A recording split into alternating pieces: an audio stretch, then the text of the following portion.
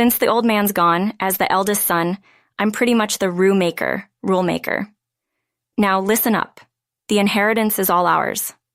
Mom and Nolan get nothing, so just be ready for that. Sorry about this, but Ryan would probably be happier this way. It's better for Aaron, who always put Ryan first, to inherit everything, than for it to go to useless Olivia and Nolan. Aaron and his wife Grace, even as Ryan grew weaker, never came to see him, despite being asked to visit many times. And then, after the funeral, they show up only to say unbelievable things like they're taking all the inheritance. Aaron and Grace's unbelievable behavior left Nolan, the second son, visibly upset, and rightly so. We had always strived to do everything for Ryan's sake, but Aaron and Grace never pitched in. The idea of them getting the inheritance was intolerable. Of course, we never intended to give them everything, but even a portion was too much to bear. While pondering this, Nolan opened his mouth to speak. The words he then uttered turned Aaron and Grace's faces pale. I am Olivia, a 71-year-old housewife. I live with my husband and Nolan. My husband Ryan comes from a family that owns a major corporation. As a second son, he didn't take over as CEO, but he still had substantial assets. Yet, despite his wealth, Ryan was always strict about money. He never tolerated wastefulness. In fact, he encouraged savings. We believed that having money was good, but wastefulness was not. So we always treated money with care. Aaron and Grace, however, didn't see it our way. They were rather extravagant, often spending on unnecessary things and indulging in luxuries. It wouldn't have been an issue if they had managed their finances, but after spending recklessly, they were in financial trouble. They often came to us, saying, On this day, Aaron and Grace had come to our house together. Nolan, not wanting to see them, had gone out again. I thought, exasperated, ignoring our disapproval, Aaron approached Ryan. Dad, we're struggling with our finances this month. Could you help us out a bit? Ryan frowned at Nolan's words. He was too frustrated with Aaron and Grace's reckless spending. Then Grace spoke up, trying to persuade Ryan. You know, we have Colton too. He's about to enter high school. He wants to go to a prestigious private school, but private schools are expensive, right? Colton's your beloved grandson, isn't he? Maybe you could help a little. What do you mean by that? The audacity of their request was astounding. Despite needing help, their attitude was incredibly brazen. But Colton wasn't to blame. It was all due to Aaron and Grace's selfishness. All right, if Colton is in trouble, I'll help. But no wasteful spending, and don't let Colton suffer. Ryan had always adored Colton, so when Colton was in need, he couldn't help but offer financial assistance. Aaron and Grace knew this and exploited it, using Colton as their reason. It was the same story over and over. Later, we agreed to give them the money per Ryan's instructions. I transferred a reasonable amount to Aaron and Grace's account. We knew something had to change in our lives, but nothing seemed to work out. Then, more misfortune struck. Ryan collapsed. Nolan, who was there, called an ambulance, and Ryan was taken to the hospital. He was diagnosed with cancer, quite advanced, and the treatment isn't guaranteed to be effective. We were devastated by this news, but resolved to support Ryan to the end. I went to the hospital every day. Nolan, despite working, spent his days off in Ryan's hospital room. But Ryan looked so lonely. Aaron and his family never visited him. Ryan grew increasingly worn out and unable to see Colton, whom he adored. Unable to bear seeing Ryan like this, I contacted Aaron and Grace. I'd like you to come visit me with Colton. But Aaron and Grace responded with, It's a hassle, and never came. Ryan looks so lonely. Could you at least bring Colton? Ryan has done so much for you. I asked Aaron and Grace to visit whenever I saw them, but they refused, saying, We're busy. Colton has high school exams. We don't have time to cater to Ryan, who won't live long. It's true, Dad helped us, but we have our lives to live. Sorry, but you'll have to give up, they said with cold words. Is Colton doing well? I wish to see him just once, Ryan would mutter sadly. It was painful to hear. Ryan's difficult battle with cancer lasted about a year. The treatment took a heavy toll on him. Eventually, after a long struggle, Ryan passed away. The loss was indescribable. Nolan supported me even though he must have been hurting too. I should have helped with the funeral arrangements, but I was too overwhelmed with grief and left everything to Nolan. Mom, you were always by Dad's side. I wasn't able to be there because of work. Now, lean on me. Nolan's words were incredibly comforting, but Aaron and Grace never offered to help with the funeral preparations. Even when informed of Ryan's death, they didn't respond. Aaron, Ryan's own flesh and blood, was so heartless, it hurt. Ryan's funeral was a quiet affair, attended only by close family and friends. Aaron and Grace didn't show up, even on the day of the funeral. We were too busy to worry about them. After the funeral, carrying the flowers and sympathy cards home, Nolan and I were placing them on the altar when the doorbell rang. Who could it be at this time, we wondered, exchanging glances. The front door opened. Only a few people have keys to our house. We sighed, knowing who it was. It was Aaron and his family. Seeing Colton after such a long time felt strange. Sorry we couldn't make it to the funeral. We had a family trip planned, Aaron said casually, entering the living room. Following Aaron into the living room were Grace and Colton. Astonished by their audacity, I was even more taken aback when Aaron said something unbelievable. Now that the old man's gone, as the eldest, I'm pretty much in charge. Listen up. The entire inheritance is ours. Mom and Nolan get nothing, just so you know, I blurted out in disbelief. Sorry about this, but Ryan would be happier this way. It's better for the inheritance to go to Aaron, who always considered Ryan first, than to useless Olivia and Nolan. I was stunned by Aaron and Grace's outrageous claims. After leaving everything to us and enjoying their easy life, they now showed up to claim Ryan's inheritance. I couldn't bear the thought of even a part of the inheritance ending up in Aaron and Grace's hands while we were struggling with this dilemma. Nolan suddenly spoke up, flipping the situation. I've been thinking. Colton doesn't really look like Aaron. Everyone, including Aaron's family and myself, was shocked by this statement. Why would he say such a thing now? There's no time for this, Nolan. What are you saying? Colton is definitely Aaron's child. He just takes after me. Grace reacted most strongly to Nolan's casual remark, her face turning pale as if a taboo subject had been broached. Why are you so flustered? I just mentioned it casually because I was curious. Also, Colton doesn't seem to resemble Grace either. Or is it just me? Nolan suggested. I took a closer look at Colton's face. Sure enough, he didn't seem to resemble Nolan or Grace, especially since Grace claimed he looks like me. That statement didn't seem quite right. Aaron, apparently thinking the same, turned pale and glared at Grace. Aaron, are you accusing me of cheating? Could Colton not be my son? Aaron said, grabbing Grace by the collar. Grace frantically denied it. No, that's not true. But her denial lacked credibility. The situation was escalating, and without intervention, it could spiral out of control. Eventually, Nolan stepped in. Calm down, it'll all be clear once we do the DNA test, we decided. Grace kept arguing until the end, saying there's no need for that and doubting our parental bond. Although he was complaining about this, Aaron seemed to have a strong will and decided to take a DNA test with Colton in the near future. For a few days, I had little contact with Aaron and Grace, mostly spending my time sorting through Ryan's belongings. Then one day, the doorbell rang again. Nolan, who was with me, wondered who could it be. As we heard the front door opening, Mom, are you here? Aaron asked as he entered the living room. It seemed he had come alone today. It was unusual for Aaron to visit our house by himself, so I made coffee and offered him a seat. As he sat down, Aaron, with a look of humiliation, placed a document on the table.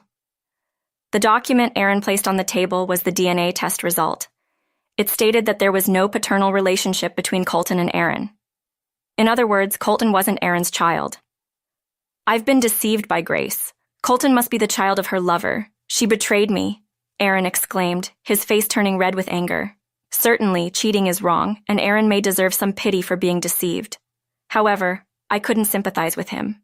We hadn't forgotten Aaron's past unreasonable behavior. Grace's betrayal doesn't justify taking Aaron's side. I won't be satisfied until I've thoroughly confronted Grace. Please help me. Your oldest son was deceived, and you must be upset too.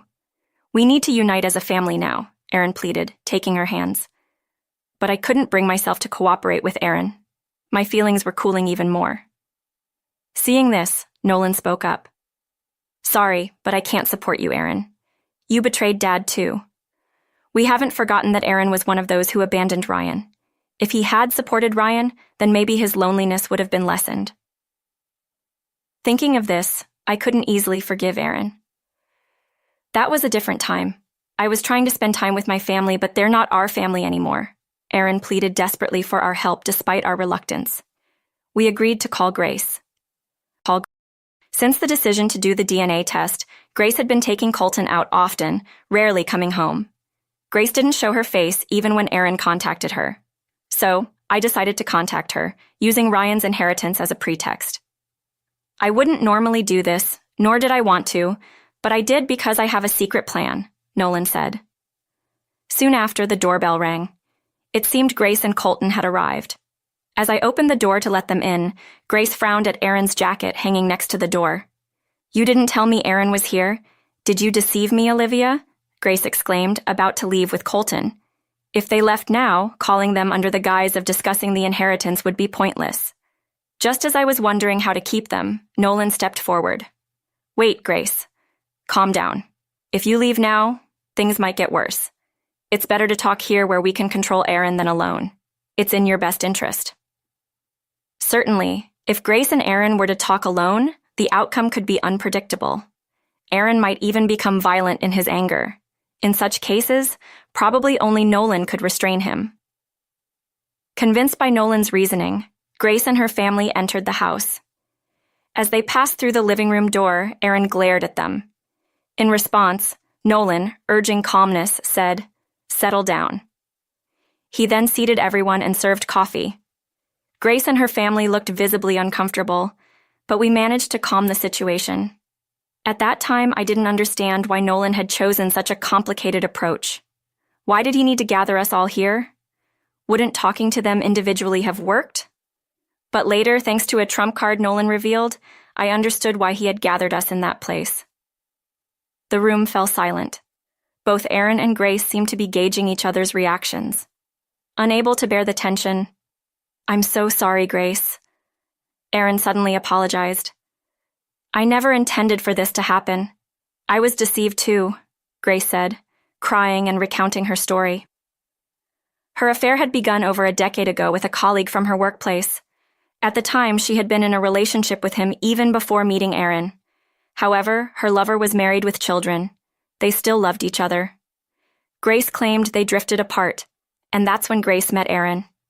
Erin fell for her at first sight and passionately confessed his feelings.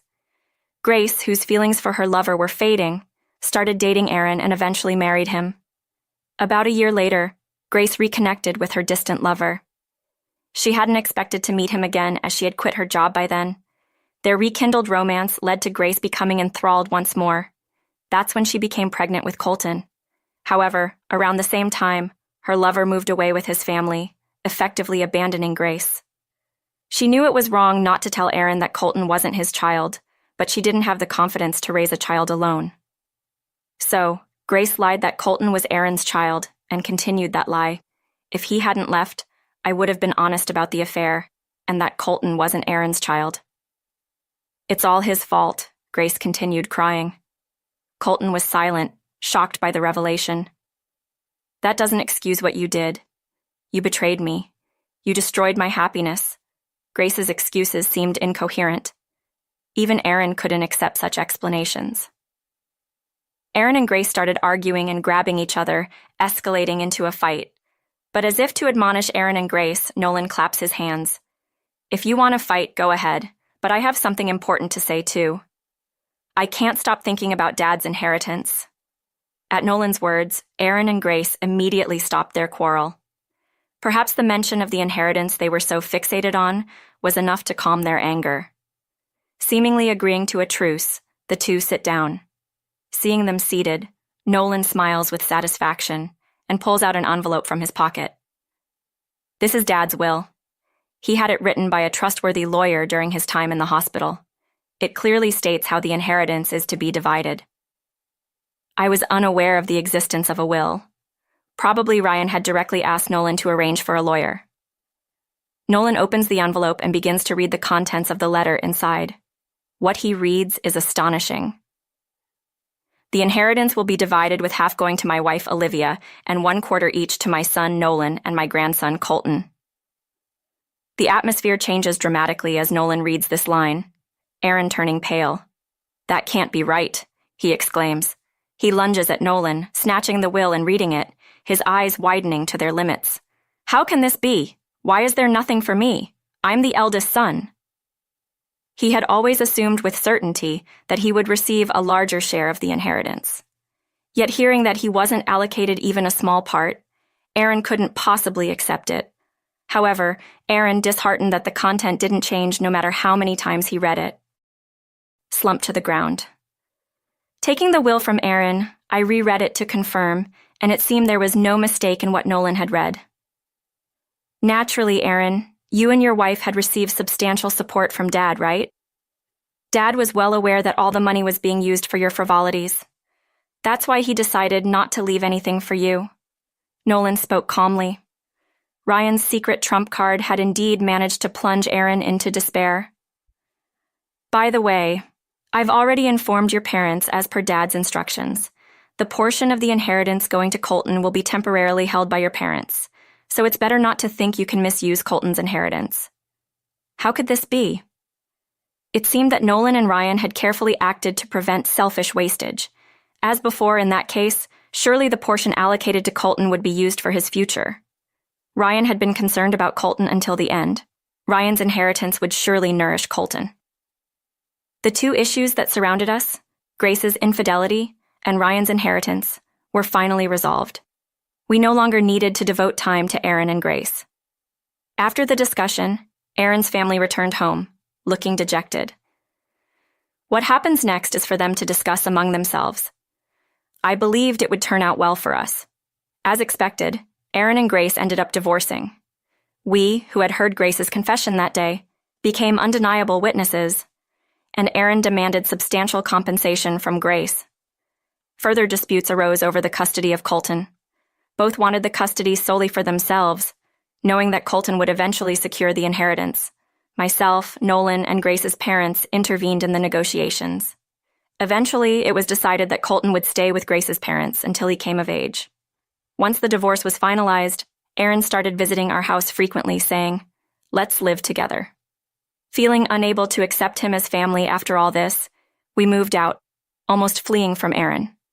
We changed our contact details, so it is unlikely that Aaron will be able to reach us. Grace, for her part, seems to be having a tough time. From what I've heard, her parents are furious over the incident. They paid the compensation, but until she repays it in full, she's not even allowed to see Colton. Meanwhile, we are living a happy life, following Ryan's philosophy. We carefully save the inheritance we received and make sure not to squander it, even though we have money.